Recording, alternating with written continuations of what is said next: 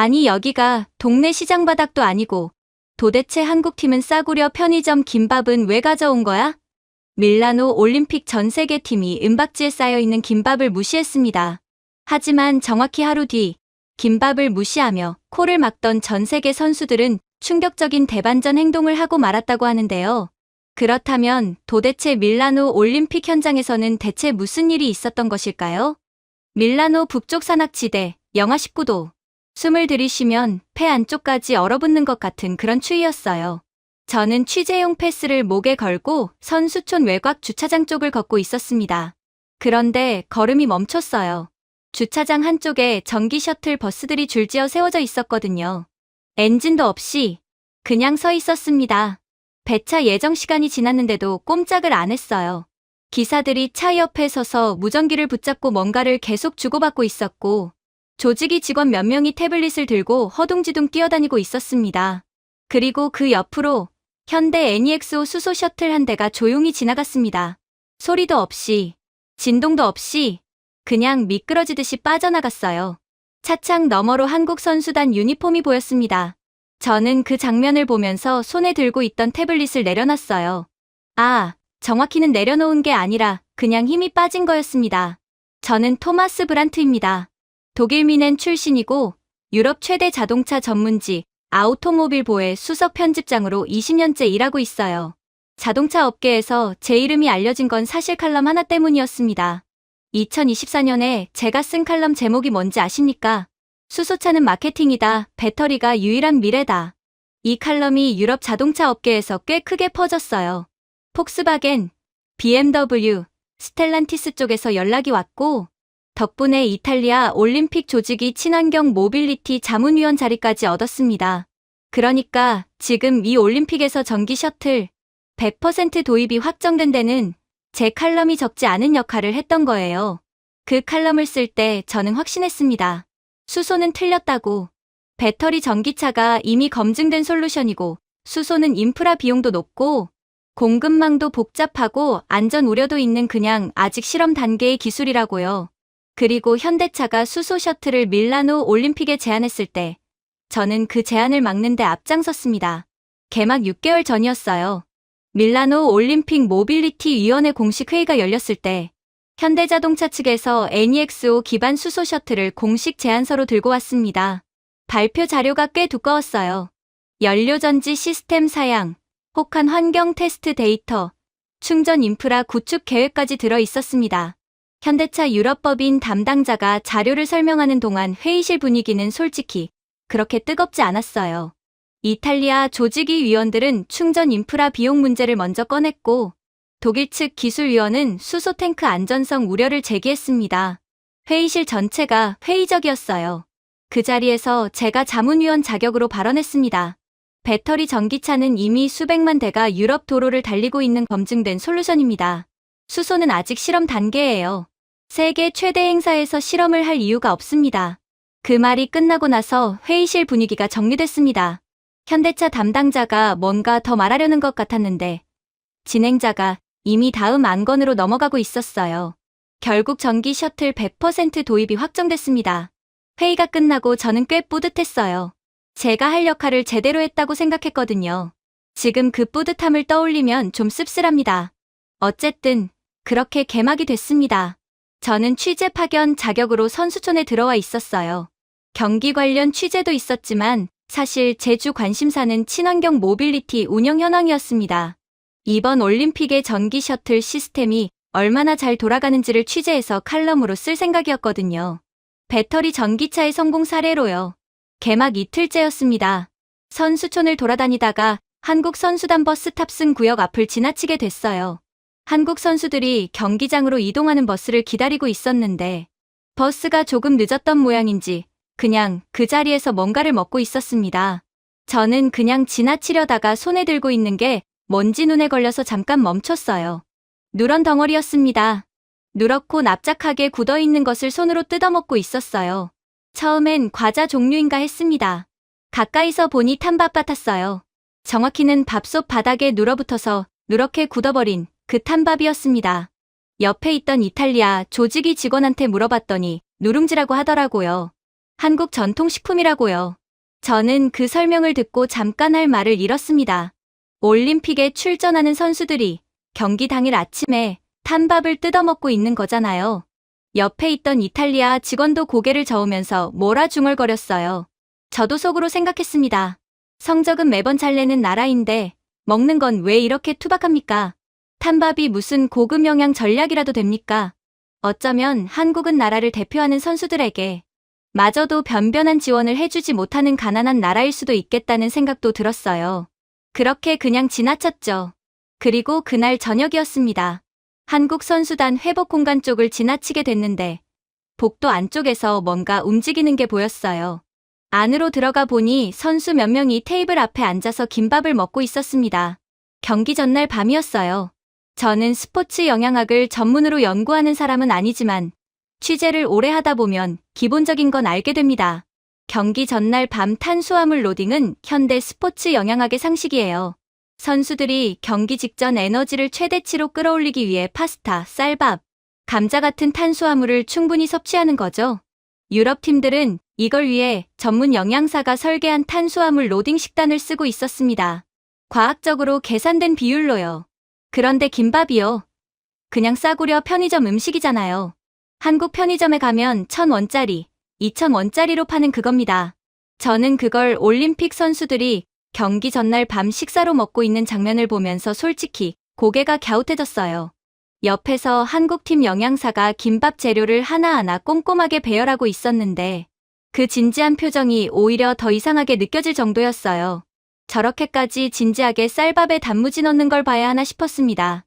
어차피 영양가도 없는 싸구려 음식이 분명한데 말이에요. 그렇게 이번에도 그냥 지나쳤습니다. 그리고 생각했죠. 한국팀은 시작도 전에 포기한 게 분명하다고 말이에요. 그렇게 대회 5일차 새벽 5시가 되었습니다. 저는 숙소 창문으로 바깥을 내다보다가 잠깐 멈췄어요. 하늘이 낯빛이었습니다. 그냥 흐린 게 아니라 뭔가 짓누르는 것 같은 색이었어요. 밀라노 북쪽 산 능선이 안개 속에 묻혀 있었고 창틀에 손을 짚었더니 유리 바깥에서 차가움이 그대로 전해졌습니다. 기상 앱을 열었어요. 현재 기온 영하 19도, 예보 최저 영하 21도. 솔직히 그 순간에도 저는 크게 긴장하지 않았습니다. 동계 올림픽이니까요. 추운 건 당연한 거 아닙니까? 전기 셔틀 시스템이 충분히 검증됐다고 저는 믿었거든요. 그 믿음이 얼마나 오만한 것이었는지는 2시간 뒤에 알았습니다. 오전 7시가 조금 넘었을 때였어요. 조직이 비상 연락망으로 메시지가 쏟아지기 시작했습니다. 저는 처음엔 일반적인 운영 공지인 줄 알았어요. 그런데 메시지 내용을 읽는 순간 손이 멈췄습니다. 전기 셔틀 운행 불가 보고 처음엔 몇 대였어요. 그러다 30분 만에 숫자가 바뀌었습니다. 112대 중 71대, 운행 불가. 다시 읽었어요. 71대요. 이탈리아 조직위가 이번 올림픽을 위해 도입한 전기 셔틀 버스가 총 112대였습니다. 그중 71대가 새벽부터 차례로 출발을 못하고 있었어요. 원인은 단순했습니다. 배터리였어요. 리튬이온 배터리는 저온 환경에서 내부 저항이 급격히 올라갑니다. 영하 15도 이하로 내려가면 방전 속도가 정상 온도 대비 3배 이상 빨라지고 충전 효율도 함께 떨어져요. 영하 19도면 사실상 출발 자체가 불가능한 배터리들이 속출하는 거죠. 겨울 올림픽이에요. 겨울에 전기차가 추워서 못 달리고 있는 겁니다. 이 아이러니를 어떻게 표현해야 할지 저는 그 순간 단어를 찾지 못했습니다. 비상대응 회의가 소집됐습니다. 저도 자문위원 자격으로 회의실에 들어갔어요. 회의실 분위기는 제가 20년 취재 생활 중에 본 것 중에 가장 무거운 분위기였습니다. 조직위 위원들이 각자 태블릿과 서류를 들고 앉아 있었는데 아무도 서로 눈을 마주치지 않았어요. 진행자가 현황을 읽어 내려갔습니다. 71대 운행 불가. 대체 수단 없음. 경기 시작까지 2시간. 그 말이 떨어지는 순간 회의실이 완전히 조용해졌어요. 대체 수단이 없다는 게 무슨 말인지 아십니까? 이번 올림픽 선수 이동 동선은 전기 셔틀을 기준으로 설계돼 있었습니다. 버스가 멈추면 선수들이 선수촌에 갇히는 거예요. 경기 시작 2시간 전인데 경기장까지 가는 버스가 없는 겁니다. 이 상황에서 누군가가 실내 대형 택시 업체에 긴급 연락을 돌렸고 다른 누군가는 조직위 관용차를 동원하는 방안을 꺼냈어요. 전부 숫자가 안 맞았습니다. 수백 명의 선수를 소형 차량 몇 대로 나를 수는 없잖아요. 저는 그 회의실에서 아무도 저를 직접 쳐다보지 않는다는 걸 느꼈습니다. 전기 셔틀 도입을 적극 지지했던 자문위원이 저거든요. 눈이 마주치지 않는 게 오히려 더 불편했어요. 차라리 누군가 따졌으면 덜 불편했을 것 같았습니다. 그런데 아무도 뭐라 안 했어요. 그냥 각자 태블릿을 보고 있었습니다. 그때 보고가 하나 더 들어왔습니다. 독일 남자 바이애슬론 선수 한 명이 경기 시간 내 도착이 불가능하다는 내용이었어요. 그 선수는 이번 대회 바이애슬론 개인전 유력 메달 후보였습니다. 기권 처리 직전이라는 말이 보고서에 적혀 있었어요. 기권이요. 버스가 없어서 기권이요. 그리고 미국 여자 쇼트트랙 팀은 워밍업 시간을 전혀 확보 못한 채 경기장에 도착했다는 보고도 들어왔습니다. 쇼트트랙에서 워밍업 없이 경기에 나서는 건 부상 위험이 정말 높거든요. 그때 저는 문득 회의실 창문 쪽으로 고개를 돌렸습니다. 주차장이 보였어요. 전기 셔틀들이 줄지어 서 있었습니다. 그리고 다음 장면에서 말도 안 되는 장면을 목격하고 그대로 굳어버리고 말았죠. 그 줄지어 서 있는 전기 셔틀 옆으로 차 한 대가 지나가고 있었거든요. 현대 NEXO 수소 셔틀이었습니다. 소리가 없었어요. 진동도 없었고요. 그냥 미끄러지듯이 눈이 쌓인 도로 위를 아무렇지도 않게 달려가고 있었습니다. 저는 그 장면에서 눈을 떼지 못했습니다. 그리고 머릿속으로 숫자를 계산했어요. 전기 셔틀 운행률 37%, 수소 셔틀 운행률 100%. 나중에 공식 집계로 확인된 숫자입니다. 한국은 애초에 전기 셔틀을 믿지 않았고, 그래서 자국 셔틀 버스를 준비했어요. 이러한 선견지명 덕분에 한국 선수단은 전원 예정 시간에 경기장 도착을 완료했습니다. 전 세계 팀들 중 유일하게 말입니다. 회의가 끝나고 저는 곧장 현대차 기술 지원팀 부스로 걸어갔습니다. 취재 명목이었지만 솔직히 그냥 알고 싶었어요. 어떻게 이 혹한의 날씨에도 달리고 있는 건지. 현대차 유럽 기술 지원팀 담당자가 저를 맞이했습니다. 박상현이라고 했어요. 30 중반쯤 돼 보이는 엔지니어였는데 표정이 특별히 의기양양하지 않았어요. 그냥 담담했습니다. 오히려 그게 더 인상적이었어요. 저는 직접 물었습니다. 영하 19도인데 어떻게 정상 운행이 됩니까? 박상현 담당자가 설명을 시작했어요. 수소연료 전지는 수소와 산소가 반응해서 전기를 만들어내는 방식입니다. 이 반응 자체가 발열 반응이에요. 온도가 낮을수록 반응 안정성이 오히려 올라가는 특성이 있거든요. NEXO 기준으로 영하 30도까지 정상 가동이 가능합니다. 저는 잠깐 멈췄어요. 배터리 전기차는 반대예요. 리튬이온 배터리는 저온에서 전해질 이온 이동 속도가 느려지면서 내부 저항이 폭발적으로 올라가요. 영하 10도부터 효율이 눈에 띄게 떨어지기 시작하고 영하 15도 아래로 가면 사실상 신뢰성 있는 운행이 어렵습니다. 저는 이 물리학을 알고 있었어요. 취재 20년 동안 배터리 관련 기사를 얼마나 많이 썼는데요. 그런데 제 칼럼에는 이 조건이 빠져 있었습니다. 겨울에 어떻게 되는지를 안 썼어요. 박 담당자가 계속 말했어요. 충전 시간도 다릅니다. 수소 충전은 5분이에요. 배터리 급속 충전이 최소 30분에서 1시간 이상인 것과 비교하면 운용효율 자체가 다르죠. 1회 충전으로 600km 이상 주행 가능하고요. 저는 그 숫자들을 태블릿에 받아 적으면서 속으로 제 칼럼 제목을 떠올렸습니다. 수소차는 마케팅이다. 그 제목이 지금 이 상황에서 다르게 읽혔어요. 현대가 수소 기술을 처음 시작한 게 언제입니까? 1998년입니다. 1998년이요. 저는 그 연도를 들으면서 뭔가 머릿속에서 재조합되는 느낌이 들었어요. 1998년이면 한국이 IMF 외환위기로 나라 전체가 흔들리던 시기예요. 기업들이 쓰러지고 실업자가 쏟아지던 그 시절에 현대차는 수소 연구팀을 꾸렸다는 겁니다. 박 담당자가 말을 이었어요. 2010년대에 GM, 포드, BMW, 도요타가 수소 프로그램 예산을 대폭 축소하거나 접었을 때 현대는 계속 투자했습니다. 2013년에 세계 최초로 수소연료 전지차를 양산했어요. 투싼 X35FCV였습니다. 그때 유럽 자동차 업계 반응이 어땠는지 아십니까? 저는 모른다고 했습니다. 아무도 안 부러워했어요. 왜 저걸 하냐고 했죠. 한국이 바보 같은 곳에 돈과 시간을 쏟아붓는다고 조롱하는 국가들도 있었어요. 저는 그 말을 듣고 잠깐 할 말을 잃었습니다. 아무도 안 부러워했다는 말이 지금 이 주차장 풍경 옆에서 들리니까 이상하게 선명하게 들렸거든요.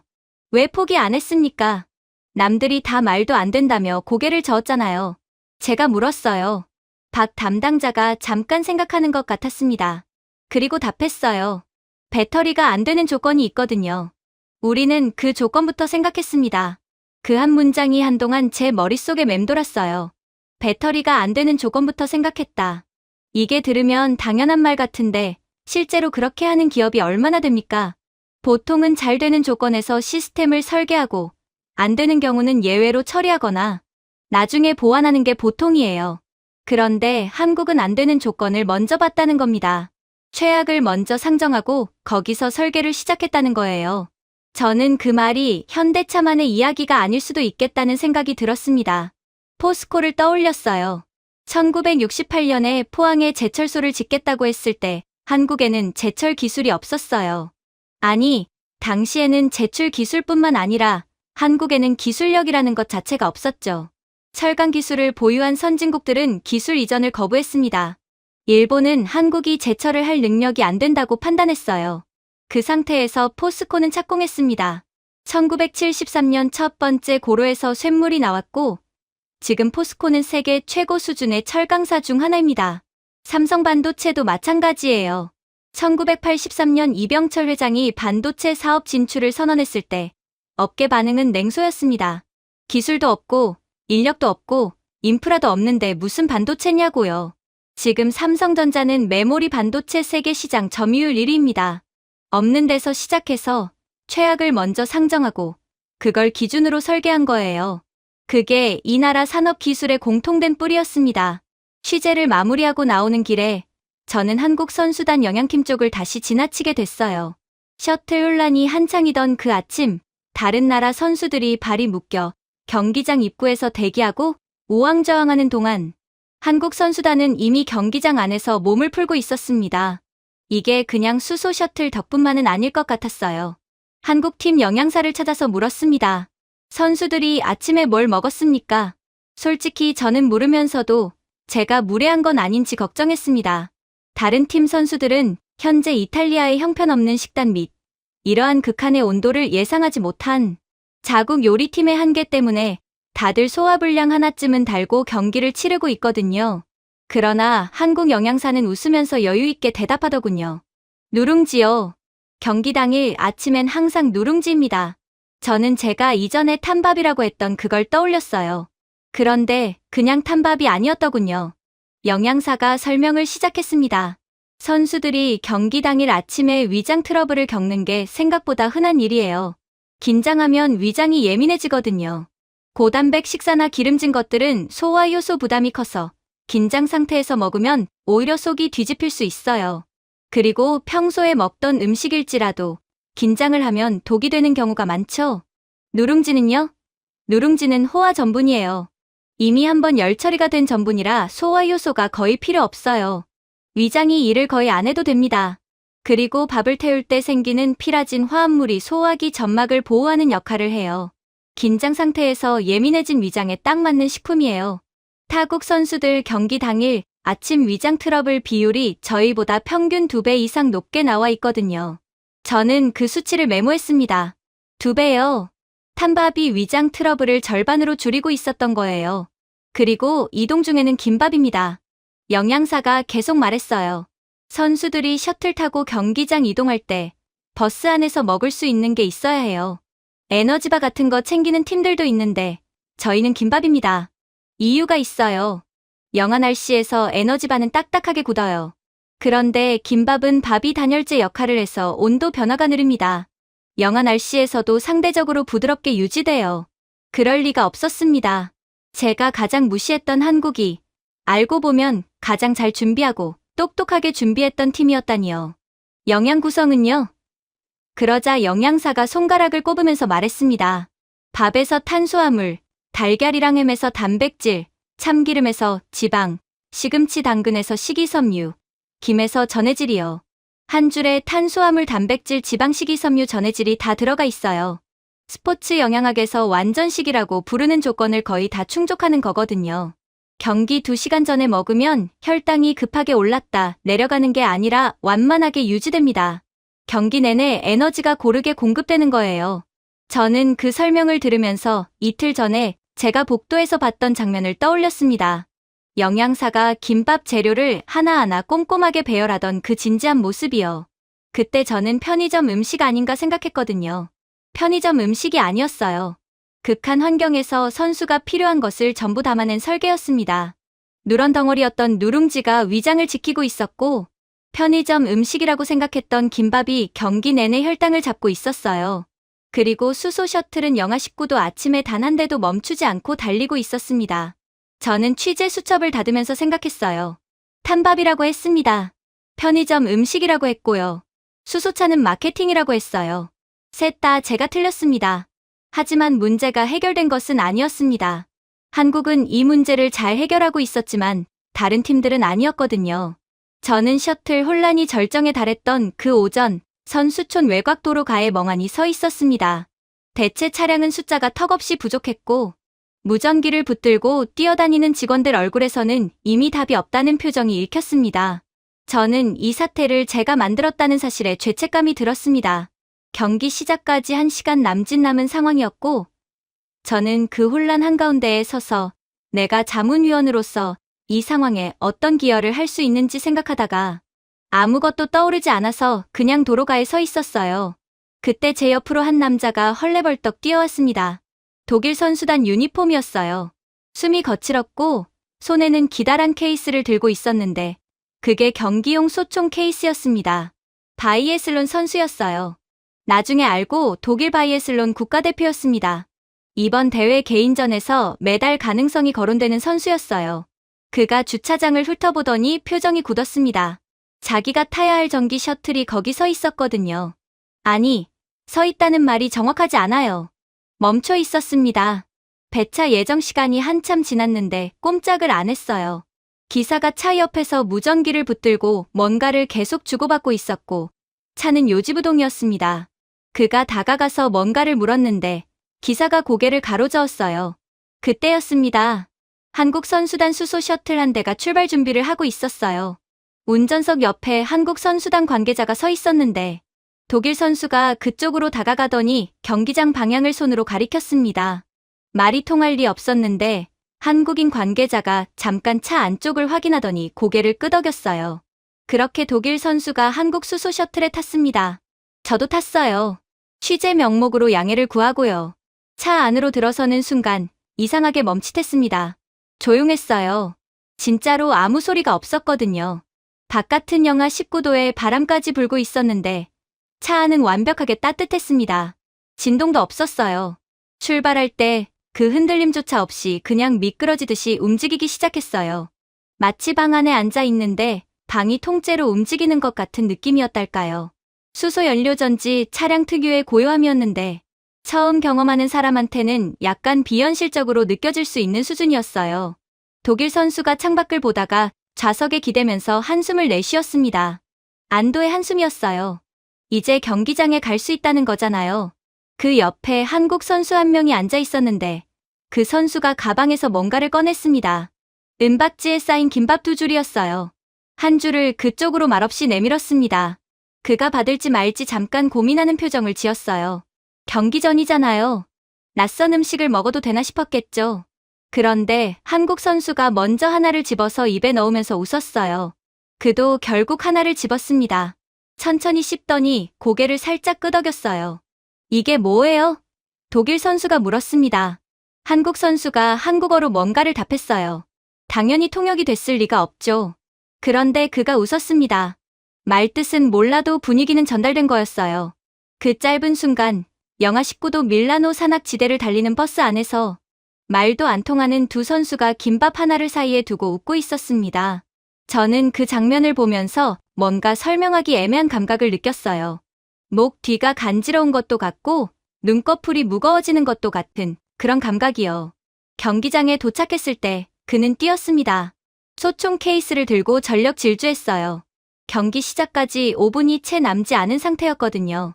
조직위 경기 담당 임원이 그를 보고 멈췄습니다. 기권 처리를 해야 하는 타이밍이었어요. 그런데 그가 게이트를 통과했습니다. 워밍업을 단 1분도 못한 상태였어요. 근육이 영하의 날씨에 완전히 굳어있는 상태로 경기장에 들어간 거였습니다. 저는 걱정이 됐어요. 바이애슬론은 크로스컨트리 스키와 사격을 결합한 종목이거든요. 스키만 해도 워밍업 없이 출전하면 허벅지와 종아리, 근육이 경기 초반에 쥐가 날 수 있는데 거기다 사격까지 해야 하잖아요. 호흡을 잡아야 총을 맞힐 수 있는데 워밍업이 안 된 상태에서는 심박수가 조절이 안 돼요. 그는 완주했습니다. 기록이 개인 최고는 아니었어요. 메달권에 들지도 못했습니다. 그런데 완주했어요. 한 번도 멈추지 않고 끝까지 달렸고 사격 구간도 어찌어찌 통과했습니다. 결승선을 통과한 그가 무릎에 손을 짚고 숨을 몰아쉬는 장면이 카메라에 잡혔어요. 그 거친 숨소리가 마이크에 그대로 들렸습니다. 경기 후 믹스드존에서 기자들이 몰렸어요. 기권 직전까지 갔던 선수가 완주를 했으니 당연한 거였죠. 한 기자가 물었습니다. 워밍업을 전혀 못했다고 들었는데 어떻게 준비했습니까? 그가 잠깐 생각하다가 입가에 웃음이 올라왔어요. 버스 안에서 김밥 먹었어요. 기자들이 웃었습니다. 그도 웃었어요. 저도 웃었고요.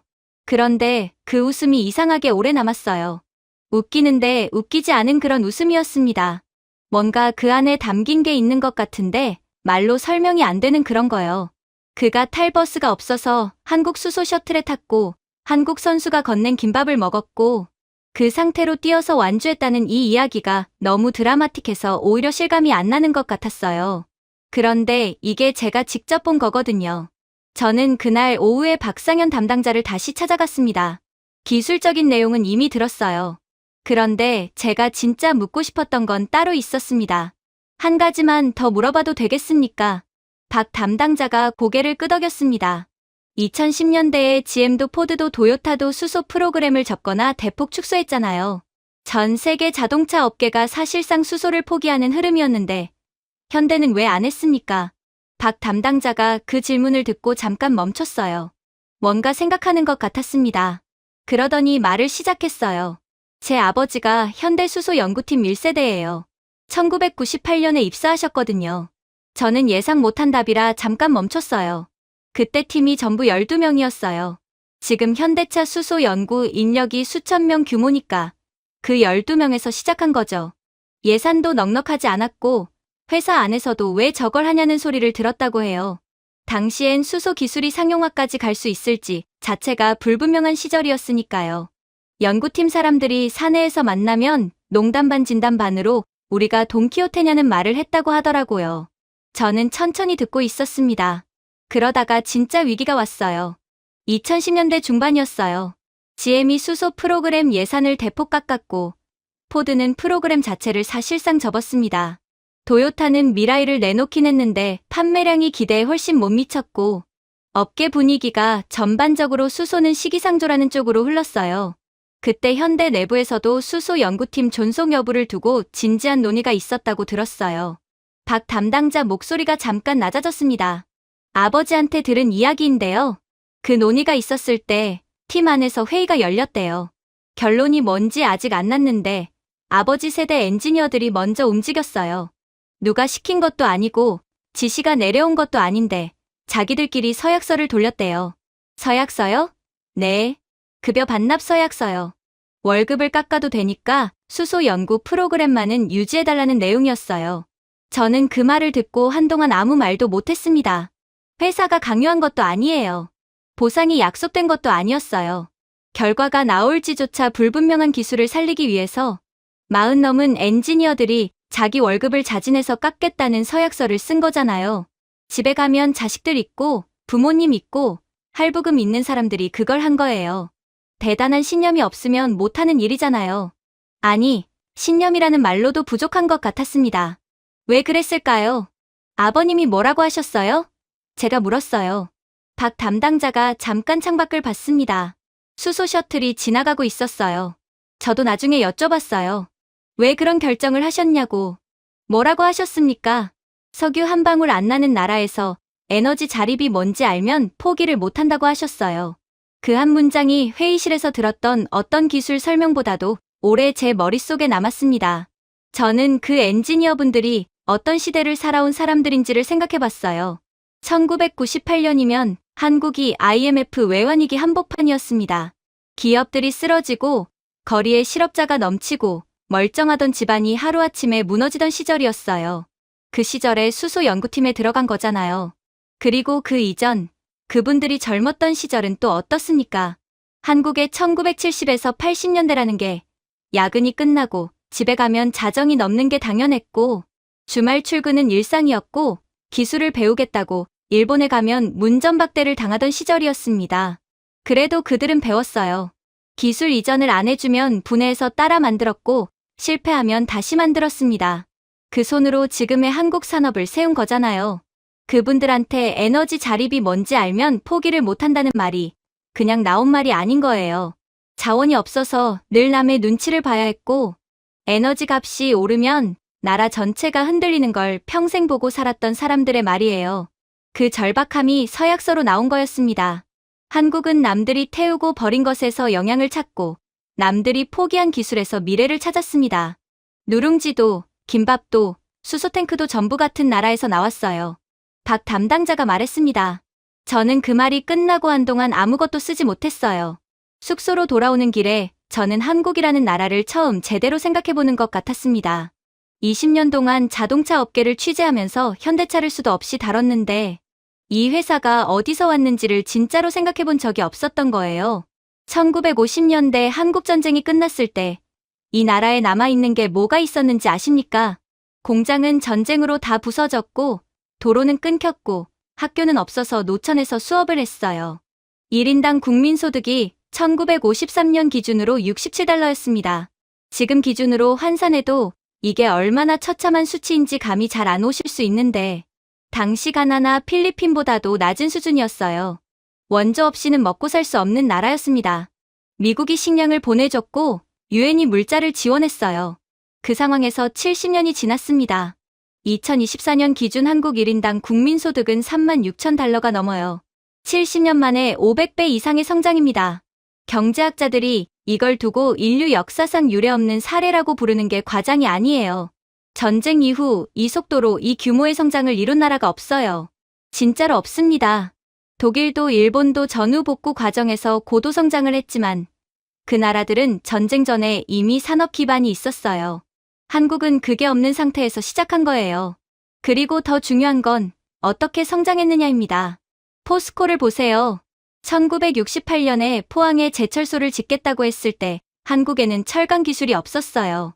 선진국들한테 기술을 사겠다고 했더니 팔지 않았습니다. 당시 세계은행은 한국의 제철소 건설 계획에 차관을 주는 걸 거부했어요. 한국이 제철을 할 능력이 안 된다는 이유였습니다. 그 상태에서 착공했어요. 일본에서 퇴직한 기술자들을 불러와서 하나하나 배웠고 실패하면 고쳐서 다시 했습니다. 1973년에 첫 번째 고로에서 쇳물이 나왔어요. 지금 포스코는 세계 철강사 기술력 기준 최상위권입니다. 자동차 강판, 조선용 후판 품질은 세계 정상이에요. 삼성 반도체도 마찬가지였어요. 1983년에 반도체 사업에 진출하겠다고 했을 때 한국에는 반도체 기술 인력이 거의 없었습니다. 일본은 기술 이전을 거부했어요. 미국 유학을 갔던 엔지니어들을 불러 모아서 시작했는데 초기에 생산한 64K 디램 불량률이 너무 높아서 팔 수가 없는 지경이었다고 해요. 그래도 계속했습니다. 지금 삼성전자 디램 세계 시장 점유율은 40%가 넘어요. SK하이닉스까지 합치면 한국 기업 2개가 전 세계 디램 시장 70% 이상을 가져갑니다. 세계 어디를 가도 스마트폰 켜면 한국 메모리가 들어가 있어요. 조선업도 보세요. 현대중공업이 처음 배를 짓겠다고 했을 때 가진 게 뭐가 있었습니까? 설계도면도 남의 것을 빌려서 시작했어요. 지금 한국은 세계 선박 수주량 1위입니다. 2024년 기준으로 전 세계 고부가 가치 선박의 절반 이상이 한국 조선소에서 나와요. LNG 운반선은 한국 빼고는 사실상 만들 수 있는 나라가 없습니다. 배터리도요.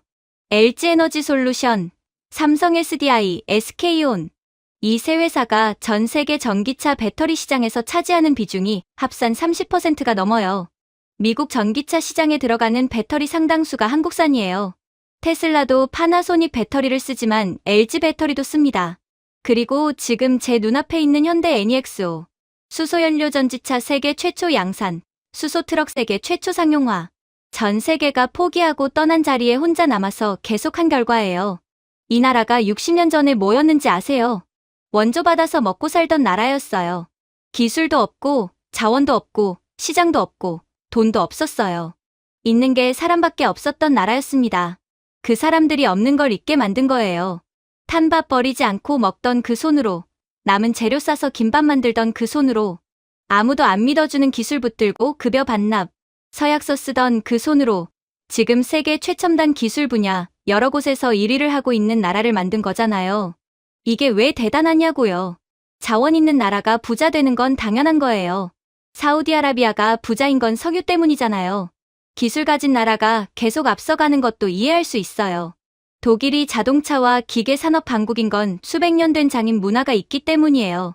그런데 아무것도 없는 상태에서 시작해서 60년 만에 반도체, 배터리, 조선, 자동차, 바이오, 수소까지 전방위로 세계 최상위권에 들어간 나라는 한국밖에 없어요. 이게 전 세계 경제사에서 유례가 없는 일이라는 거예요. 일본이 부러워할 정도고 중국이 벤치마킹하겠다고 연구한 정도고 세계은행이 사례 연구를 발간할 정도예요. 박 담당자가 마지막으로 했던 말이 계속 맴돌았습니다. 누룽지도, 김밥도, 수소탱크도 전부 같은 나라에서 나왔다는 말이요. 맞아요. 전부 같은 원리예요. 없으면 있는 걸로 만들고 버려진 건 살려서 쓰고 안 된다고 하면 될 때까지 했어요. 탄밥이 올림픽 선수 위장을 지키고 남은 재료로 만든 김밥이 기권 직전 선수를 완주하게 만들었고 전 세계가 포기한 기술이 영하 19도 밀라노에서 혼자 달리고 있어요. 저는 숙소 책상에 앉아서 취재 노트를 꺼냈습니다. 맨 앞 페이지에 이번 밀라노 취재 칼럼 제목 초안이 적혀 있었어요. 밀라노 출발 전, 비행기 타기 전날 밤에 적어둔 거였습니다. 수소차는 마케팅이다. 읽었습니다. 볼펜으로 줄을 그어서 지웠어요. 그리고 그 위에 새로 썼습니다. 내가 틀렸다. 숙소 책상에 앉아서 취재 노트를 덮고 나서 저는 한동안 천장을 봤습니다. 내가 틀렸다고 적어놓고 나니까 오히려 머릿속이 이상하게 정리되는 느낌이었어요. 20년 동안 칼럼을 쓰면서 이 네 글자를 써본 적이 없었거든요. 틀렸다는 걸 인정하는 게 기자한테는 꽤 큰일이에요. 그런데 이상하게 부끄럽지 않았습니다. 오히려 후련했어요. 대회가 끝나고 조직위에서 공식 운영 데이터를 공개했습니다. 저는 그 보고서를 이메일로 받아서 열었어요. 첫 페이지부터 읽어 내려가다가 모빌리티 운영 항목에서 멈췄습니다. 한파 기간 전기 셔틀 평균 운행률 37%, 평균 지연 시간 43분, 선수 이동 차질 건수 84건, 그리고 현대 NEXO 수소 셔틀, 운행률 100%, 평균 지연 시간 0분, 선수 이동 차질 건수 0건. 저는 이 숫자를 받아들고 한동안 아무것도 못 썼습니다. 숫자가 이렇게 선명할 때는 말이 필요가 없어요. 37대 100이에요. 43분 대 0분이고요. 이게 제가 수소차는 마케팅이라고 썼던 그 차와 검증된 솔루션이라고 밀었던 그 차의 결과예요. 탄소 배출 항목도 있었습니다. 전기 셔틀은 간접 배출이 존재한다고 적혀 있었어요. 수소 셔틀 항목에는 배출물 항목에 딱 한 단어가 적혀 있었어요. 물. 친환경 올림픽이라는 기치를 내걸고 전기 셔틀을 선택했는데 진짜 친환경은 우리가 거절한 쪽이었던 거잖아요. 저는 그 항목을 보면서 피식 웃음이 나왔어요. 웃기는 상황인데 웃기지가 않은 그런 웃음이었습니다. 그런데 데이터가 거기서 끝이 아니었어요. 한국 선수단 쪽 운영 데이터가 별도 항목으로 정리돼 있었거든요. 한국 측이 자체적으로 운영한 선수 컨디셔닝 프로그램 관련 내용이었는데 저는 이 부분을 읽다가 다시 한번 멈췄습니다.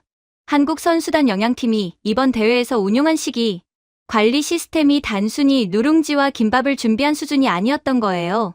한국 선수단 영양팀은 대회 개막 전부터 각 선수의 종목별 경기 일정, 체중, 기초대사량, 경기 전후 에너지 소모량을 AI 기반 영양 설계 시스템에 입력해서 최적 시기 타이밍을 산출하고 있었습니다. 쉽게 말하면 어떤 선수가 몇 시 경기면 몇 시에 뭘 얼마나 먹어야 혈당이 경기 시간에 딱 맞게 최고점에 도달하는지를 사전에 계산해서 식단을 짠 거예요. 누룽지 섭취 타이밍, 김밥 섭취량, 경기 전 수분 보충 시점까지 전부 개인화된 데이터 기반으로 설계됐다는 거였습니다. 저는 그 내용을 읽고 잠깐 멍했어요. 제가 봤을 때는 그냥 탄밥 뜯어먹는 것처럼 보였거든요. 근데 그 뒤에 이런 시스템이 있었던 거예요. 조선시대부터 내려온 음식에 현대 스포츠 과학과 인공지능이 붙어 있는 거잖아요. 수천 년 된 식문화를 현대 데이터 과학으로 재설계해서 올림픽 경기에 적용한 거예요. 전통과 첨단이 같은 도시락 안에 들어있는 거잖아요. 실제로 이번 대회에서 한국 선수단이 기록한 경기 컨디션 데이터는 인상적이었습니다. 한파 위기 기간, 즉 전기 셔틀이 멈추고 선수 이동이 마비됐던 그 사흘 동안 다른 나라 선수단의 경기 당일 컨디션 이상 보고 건수는 평소 대비 2.3배로 늘었어요. 한국 선수단은 그 기간 동안 컨디션 이상 보고 건수가 오히려 줄었습니다. 수소 셔틀이 정시에 데려다줬고 AI가 설계한 타이밍에 누룽지를 먹었고 이동 중에 김밥을 챙겼어요. 시스템이 작동한 거예요. 날씨가 망가진 날에도요. 그리고 이 숫자들이 단순히 버스 한 종류의 이야기가 아니라는 걸 취재하면서 알게 됐어요. 현대차가 수소에서 멈추지 않고 있었거든요. 현대중공업과 협력해서 수소 추진 선박을 개발하고 있었습니다. 수소 트럭은 이미 스위스에서 상업 운행 중이고 이번에는 수소버스가 올림픽에서 검증됐고 다음 목표는 선박이에요. 육지에서 바다까지 수소로 연결하겠다는 거잖아요. 이게 하루아침에 나온 전략이 아니에요. 1998년 12명에서 시작해서 지금까지 한 방향을 향해 계속 걸어온 결과예요. 저는 그게 무서운 거라고 생각했습니다. 유행이 바뀌어도 안 바꿨고 돈이 안 돼도 안 접었고 세계가 포기해도 안 포기했어요. 그렇게 28년을 걸어온 나라가 이제 육해상 전방위로 수소 기술을 펼치고 있는 거예요. 외신 반응은 대회 후반부터 달라지기 시작했습니다. 대회 초반에 나왔던 기사들 기억나세요? 한국 수소차는 홍보용 배치라느니 실용성이 의문이라느니 하던 것들이요. 그 기사들이 대회가 진행되면서 완전히 뒤집혔어요. 영국 가디언이 먼저 치고 나왔어요. 제목이 수소가 배터리를 이긴 날 밀라노의 교훈이었습니다. 독일 슈피겔은 더 직접적이었어요. 현대가 옳았다. 유럽이 틀렸다. 독일 자동차 산업이 얼마나 자존심이 강한 곳인지 아는 사람이라면 이 제목이 얼마나 파격적인지 이해할 거예요. BMW, 폭스바겐, 메르세데스 벤츠가 있는 나라에서 현대가 옳았다고 쓴 거잖아요. 뉴욕타임스는 올림픽이 수소시대를 열었다는 제목으로 나왔습니다. 그런데 수소차 기사만 나온 게 아니었어요. 이탈리아 현지 식품 전문 매체에서 누룽지와 김밥을 다루기 시작했거든요. 제목들이 좀 재밌었어요. 유럽이 몰랐던 한국의 스포츠 푸드, 탄밥이 올림픽을 먹었다, 뭐 이런 식이었어요. 그때 한국의 셔틀버스 덕분에 경기를 치를 수 있었던 독일 선수가 인터뷰에서 버스 안에서 김밥 먹었어요라고 했던 그 한마디가 유럽 식품 업계에서 꽤 화제가 됐더라고요. 실제로 김밥은 이미 미국과 유럽에서 빠르게 확산 중이에요. 뉴욕에서는 김밥 전문점 앞에 줄이 서는 거 이미 뉴스로 나왔고 런던에서도 한국 식품 수요가 가파르게 올라가고 있어요. 이번 올림픽이 그 흐름에 기름을 부은 거죠. 제가 편의점 음식이라고 했던 그게 유럽 매체가 스포츠푸드로 재조명하고 있는 거잖아요. 저는 이 기사들을 읽으면서 좀 민망했습니다. 뭐 당연했죠. 당연히 민망해야죠. 그리고 제 칼럼이 역인용되기 시작했습니다. 몇 개 매체에서 2024년에 제가 쓴 수소차는 마케팅이다. 칼럼을 가져다가 지금 상황과 대조하는 기사를 썼어요. 저를 직접 거명하면서 당시 이 칼럼이 전기차 도입 결정에 영향을 미쳤다는 내용이었습니다. 솔직히 읽기 좀 불편했어요. 근데 틀린 말은 아니니까 뭐라고 할 수가 없었습니다. 한국의 기술력과 선견지명이 옳았던 거였죠. 한국이 배터리와 수소를 동시에 하고 있다는 사실. 이게 외신들이 주목한 핵심 포인트 중 하나였어요. 유럽은 배터리에 올인했다가 이번에 혼났고 일본은 수소에 집중하다가 배터리 시장을 상당 부분 놓쳤어요. 그런데 한국은 둘 다 하고 있거든요. LG에너지솔루션, 삼성 SDI, SK온이 배터리 시장에서 전 세계 점유율 30% 이상을 가져가면서 동시에 현대차가 수소, 기술 세계 최고 수준을 유지하고 있어요. 에너지 기술 양쪽 말에 동시에 베팅하고 있는 나라가 한국밖에 없는 거예요. 어느 쪽이 미래가 되든 한국이 이기는 구조예요. 가디언 기사에서 영국 에너지 전문가가 이런 말을 했더라고요. 한국은 에너지 기술에서 헤징 전략을 가장 잘하고 있는 나라다. 헤징이라는 게 투자에서 리스크를 분산하는 전략이잖아요. 어느 방향이 맞는지 모르니까 양쪽 다 준비하는 거예요. 자원이 없는 나라가 살아남으려면 그렇게 할 수밖에 없는 거거든요. 그 절박함이 전략이 된 거잖아요. 결국 한국은 아무것도 없는 국가였지만 역설적으로 모든 것을 가진 전 세계 최강국이 된 것입니다. IOC 지속가능성위원회도 성명을 냈더군요. 차기 동계 올림픽 공식 모빌리티 파트너 선정 기준에 극한 환경 작동 안정성 조항을 신설한다는 내용이었어요. 전기차 단독 도입은 지양하고 수소와 전기의 혼합 운용을 권고한다는 거였습니다. 다음 올림픽부터는 제가 밀라노에서 반대했던 그 방식이 공식 기준이 된다는 거예요. 저는 그 성명서에 제 서명을 넣었습니다. 조금 웃긴 상황이죠. 전기 셔틀 100% 도입을 지지했던 사람이 그 결정을 뒤집는 권고서에 또 서명을 한 거니까요. 근데 당연한 순서예요. 틀린 걸 알았으면 고쳐야죠. 이 IOC 결정이 한국에 가져다 줄 게 뭔지 생각해봤습니다. 단순한 자존심 문제가 아니에요. 차기 올림픽부터 수소 모빌리티가 공식 기준에 들어가면 현대차의 수소 기술이 사실상 세계 최대 스포츠 행사의 공인 레퍼런스가 되는 거잖아요. 자동차 업계에서 올림픽 레퍼런스가 갖는 마케팅 가치는 수천억 원 이상이에요. 현대는 그 레퍼런스를 돈 주고 산 게 아니라 영하 19도 밀라노에서 그냥 달려서 얻은 거예요. 그리고 IOC가 한국 방식을 택한 게 스포츠계만의 이야기가 아니라는 걸 취재하면서 알게 됐어요. 세계가 한국을 부르는 이유가 따로 있었거든요. 한국은 2010년에 OECD 개발원조위원회 DAC에 가입했습니다. 이게 왜 중요하냐면 DAC는 선진국들이 개발도상국을 돕는 원조 공여국 모임이에요. 한국이 가입했다는 건 원조를 받던 나라에서 원조를 주는 나라로 완전히 전환했다는 공식 인증이에요. 그리고 이게 역사상 유례가 없어요. DAC 가입국 중에서 과거에 원조를 받았다가 나중에 공여국이 된 나라는 한국이 유일합니다. 단 하나도 없어요. 한국이 처음이에요. 2023년 기준으로 한국의 공적개발원조 규모는 약 3조 원을 넘어섰습니다. 아프리카, 동남아시아, 중앙아시아의 농업기술, 의료 인프라, 교육 시스템을 지원하고 있어요. 한국전쟁 직후에 유엔이 식량을 보내줬던 그 나라가 지금은 다른 나라에 기술을 보내주고 있는 거잖아요. 방산 수출도 마찬가지예요. 2023년 한국 방산 수출액이 140억 달러를 돌파했습니다. 폴란드가 한국 K2 전차와 K9 자주포를 선택했고, 호주가 한국 기술을 검토하고 있고, UAE도 한국 방산에 관심을 보이고 있어요. 이 나라들이 한국을 선택하는 이유가 뭔지 아세요? 납기를 지키고, 약속을 지키고, 가성비가 된다는 거예요. 기술력도 기술력이지만 신뢰가 이유라는 게 재밌는 지점이에요. 약속을 지키는 나라로 인식되고 있다는 거잖아요. IOC가 한국 방식을 채택한 것도 결국 같은 맥락이에요. 약속한 대로 달렸거든요. 영하 19도에서도요. 저는 호텔 방 책상에 앉아서 새 칼럼 초고를 쓰기 시작했습니다. 빈 문서 화면이 잠깐 무섭더라고요. 20년 만에 처음으로 쓰는 사과 칼럼이었으니까요. 그런데 손이 움직였어요. 첫 문장을 이렇게 썼습니다. 저는 틀렸습니다. 쓰고 나서 읽어봤어요. 이상하게 잘 읽혔습니다. 마지막 문단을 쓰기 전에 저는 한국을 검색했어요. 칼럼을 마무리하기 위한 자료 조사였는데 찾다 보니 멈추기가 어려웠습니다.